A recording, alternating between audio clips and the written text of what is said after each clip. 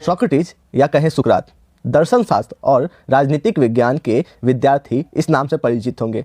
सुकरात विख्यात यूनानी दार्शनिक थे। उनके बारे में कहा जाता है कि वह एक कुरूप व्यक्ति थे और बोलते अधिक थे। सुकरात को सूफियों की भांति मौलिक शिक्षा और आचार द्वारा उदाहरण देना ही पसंद था। सूफियों की भांति साधारण शिक्षा तथा मानव सदाचार पर वह जोर देते थे। उन्हीं की तरह पुरानी रूढ़ियों पर प्रहार करते थे। सुकरात ने कभी कोई ग्रंथ नहीं लिखा। तरुणों को बिगाड़ने, देव निंदा और नास्तिक होने का झूठा दोष सुकरात पर लगाया गया और इसके लिए उन्हें जहर देकर मारने का दंड मिला।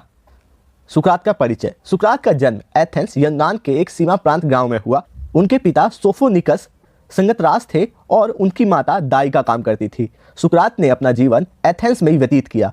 प्रारंभ में तो सुकरात ने अपने पिता के व्यवसाय में हाथ बटाया और उनकी सहायता की। बाद में वह सेना की नौकरी में चले गए। वो प्लेडियस में युद्ध में वीरतापूर्वक लड़े। अपनी वार्ताओं के कारण ही सुकरात अपने समय के सबसे अधिक ज्ञानवान व्यक्ति समझे जाते थे। कुछ समय तक सुकरात एथेंस के काउंसिलिंग के सदस्य भी रहे। वहाँ उन्होंने पूरी ईमानदारी और सच्चाई के साथ काम किया।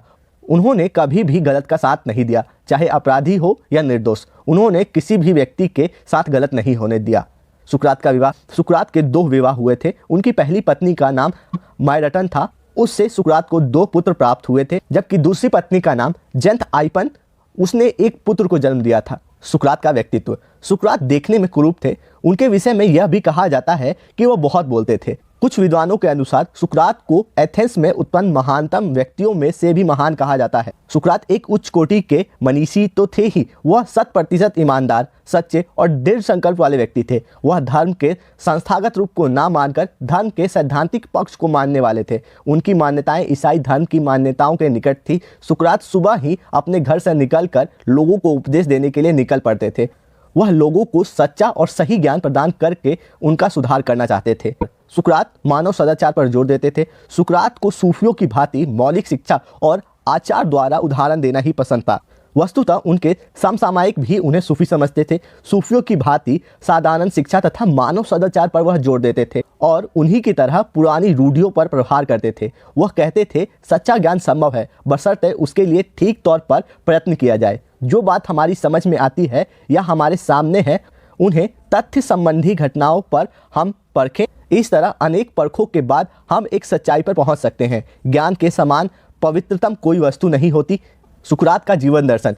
बुद्ध की भांति सुकरात ने कोई ग्रंथ नहीं लिखा। बुद्ध के शिष्यों ने उनके जीवन काल में ही उपदेशों को कंठस्थ करना शुरू किया था, जिससे हम उनके उपदेशों को बहुत कुछ सीधे तौर पर जान सकते हैं। किंतु सुकरात के उपदेशों के बारे में यह सुविधा नहीं थी। सुकरात का जीवन दर्शन क्या था, यह उनके आचरण से ही मालूम होता है, लेकिन उनकी व्याख्या भिन्न भिन्न लेखकों ने भिन्न भिन्न ढंग से की है।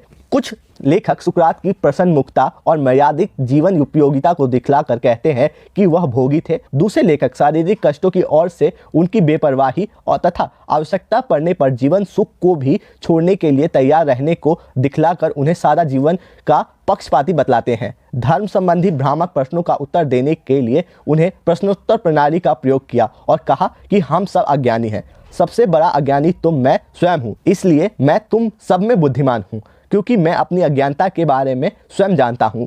आत्मा स्वयं ईश्वर है। आत्मा कभी नहीं मरती, शरीर मर जाता है। अतः आत्मा को सर्वश्रेष्ठ गुणों से युक्त बनाओ, यही सत्य है। बुद्धि ही सबसे बड़ा सद्गुण है।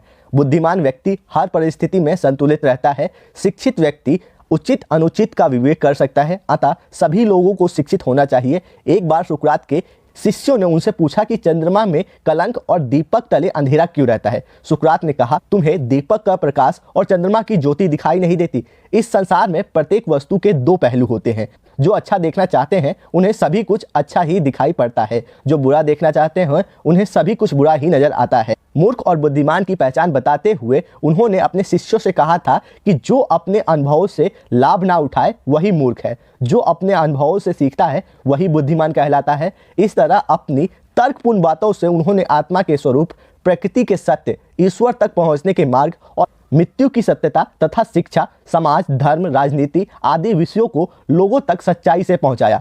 सुकरात को हवाई बहस पसंद नहीं थी। वह एथेंस के बहुत ही गरीब घर में पैदा हुए थे। गंभीर विद्वान और ख्याति प्राप्त हो जाने पर भी उन्होंने वैवाहिक जीवन की लालसा नहीं रखी। ज्ञान का संग्रह और प्रसार ये ही उनके जीवन के प्रमुख लक्ष्य थे।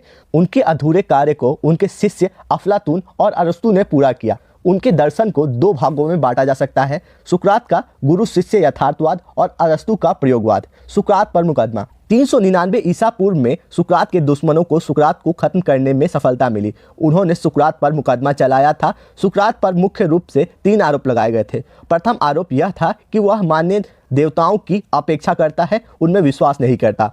दूसरे आरोप में कहा गया था कि उसने राष्ट्रीय देवताओं के स्थान पर कल्पित जीवन देवताओं को स्थापित किया है। तीसरा आरोप था कि वह नगर के युवा वर्ग को भ्रष्ट बना रहा है। जब सुकरात पे मुकदमा चल रहा था तब उसने अपना वकील करने से मना कर दिया और कहा कि एक व्यवसायी वकील पुरुषत्व को व्यक्त नहीं कर सकता। सुकरात ने अदालत में कहा, मेरे पास जो कुछ है वह मैंने एथेंस वासियों की सेवा में लगा दिया। मेरा उद्देश्य केवल अपने साथी नागरिकों को सुखी बनाना है। यह कार्य मैंने परमात्मा के आदेश अनुसार अपने कर्तव्य के रूप में किया है।